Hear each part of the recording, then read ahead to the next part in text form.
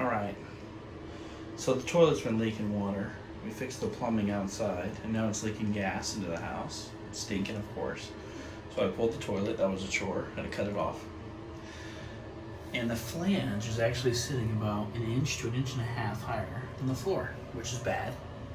That means that it can't seal against the base of the toilet. So now I have to cut off this flange, and we're going to replace the flange with this.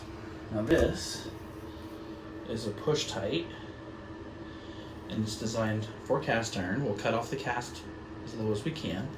This will slide in, and we'll mount this to the floor and then mount the toilet to this. The toilet before had all this stuff on it in an attempt to try and raise the height, and that didn't work.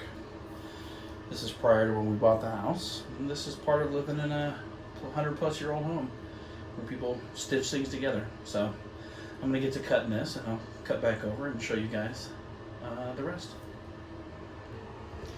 All right, here's a little bit better view after some cleanup work. Old adapter ring. You can see where the old flange is broken away.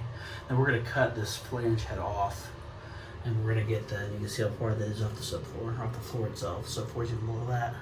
We're gonna cut that off clean, and then we'll get this other one installed.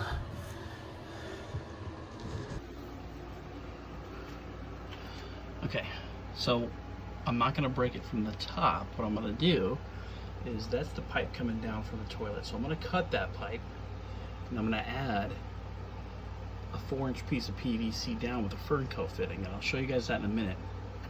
But to do this, we're going to use a special blade. This is from Milwaukee. This is a diamond tipped blade designed to cut cast iron. You can see the rest of the stuff in the basement down here. Water stuff, so everything's in the way. But I'm gonna cut that pipe flush. And I measured from there to the base of the subfloor, 7 inches. So I'm gonna cut that down, put the fern coat fitting on it, and then run that pipe down from the floor above, and then put our adapter over the top, and I'll push that in, and I'll show you that when we get there. So let me get to cutting this.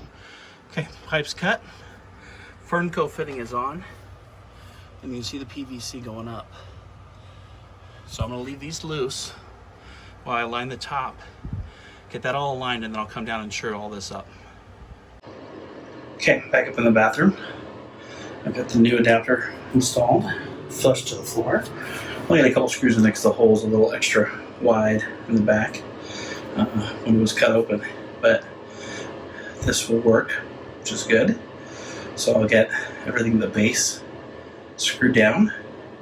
See if I can get a couple extra screws in this to hold this down. And then I'll tighten up the fittings. Okay, toilet is now in. Latch ring's on. You'll see these shims here.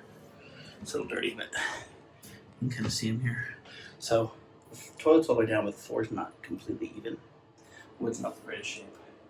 But you can buy these shims that interlock, and now the toilet's completely stable. Nice and tight, nice and sealed.